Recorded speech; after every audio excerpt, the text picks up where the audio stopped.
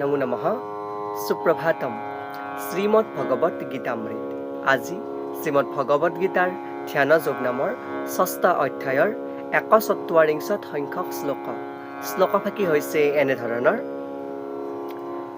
প্ৰাপ্য পুণ্যকৃতাং লোকানুচিত্তা শাশ্বতিঃ স্যামহা শুশীনাং শ্ৰীমতাং গেহে যোগভ্ৰsto অভিজায়তে।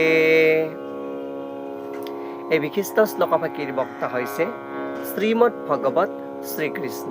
শ্লোকফাকিৰ অসমীয়া অৰ্থ হৈছে এনেধৰণৰ: যাৰ যোগ সাধনা আধৰুৱা হৈছে তেনে এজন সাধকে প্ৰথমে পুণ্যবান লোকসকলে পাব পৰা স্বৰ্গলোক আদিত বহুদিন বাস কৰি দুনাই সদাচাৰী কোনো পৰিয়ালত নাইবা কোনো অৱস্থাপন্ন লোকৰ ঘৰত জন্মগ্ৰহণ কৰেহি বুলি কোৱা প্ৰসংগত ভগৱান শ্ৰীকৃষ্ণই পূৰ্বৱৰ্তী পৰ্যায়ৰ প্ৰশ্নৰ উত্তৰ স্বৰূপে সখা অৰ্জুনৰ আগত এই শ্লোকফাকিৰ অৱতাৰণা কৰিছে। শ্লোকফাকিৰ তাৎপৰ্যাৰ্থত শ্ৰীমদ ভগৱত গীতাই পুনৰ জন্মৰ কথা ইয়াতে উপস্থাপন কৰিছে। যাৰ পুণ্য ৰৈ যায়, সহ্য ৰৈ যায়, তেওঁলোকে পুণ্যবান লোকৰ ক্ষেত্ৰত আকৌ পুণ্যবান লোকৰ গৃহত আকৌ জন্ম হ'ব লগা হয় বুলিও ইয়াতে উপস্থাপন কৰিছে।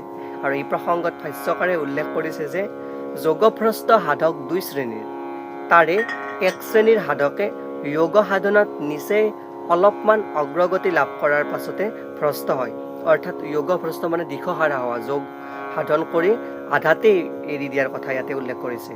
আৰু আন শ্ৰেণীৰ সাধক হৈছে দীঘলীয়া সময় ধৰি যোগাভ্যাস কৰাৰ পাছতো ভ্ৰষ্ট হৈ যোৱা, মানে অন্তিম পৰ্যায়ত উপনীত হৈ আকৌ এৰি দিয়াৰ কথা কৈছে।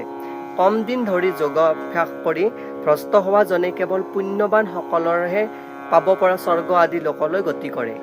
সেই স্বৰ্গ আদি লোকত বহুকাল কটাই আকৌ পৃথিৱীলৈ উভতি আহে বুলিও ইয়াতে উল্লেখ কৰিছে।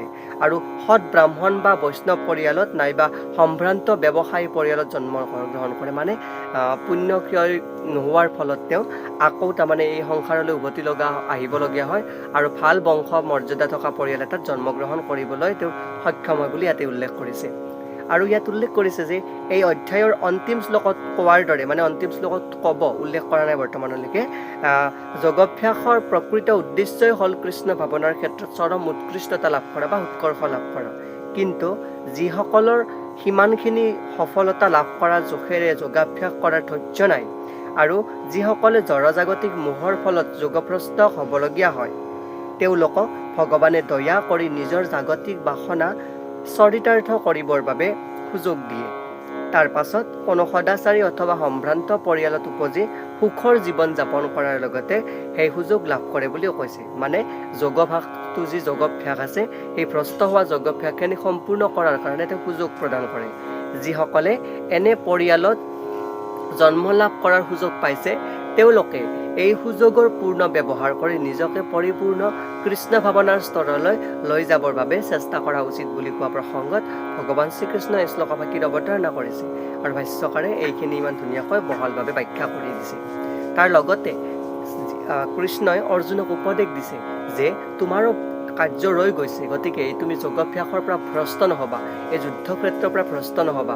তোমাক এই সুযোগ দিছে, এই ধৰ্মৰ যেতিয়া গ্লানি হৈছে সেই গ্লানিক তুমি নাশ কৰাৰ কাৰণে তোমাক ইয়াতে কাৰ্য প্ৰদান কৰিছে। এই কাৰ্য তুমি সুচাৰুৰূপে পালন কৰা আৰু তোমাৰ এই কাৰ্য সম্পূৰ্ণ কৰি তুমি কৃষ্ণ ভাৱনাৰ স্তৰলৈ উন্নত লাভ কৰা বুলি ইয়াতে উল্লেখ কৰিছে। যিহেতু তুমি মোৰ ভক্ত, মই তোমাক উপদেশ দিছোঁ, এইখিনি কাৰ্য তুমি সুচাৰুৰূপে পালন কৰা। এয়াই উক্ত বিশিষ্ট শ্লোকফাকিৰ সৰল গুণাৰ্থ। ধন্যবাদ।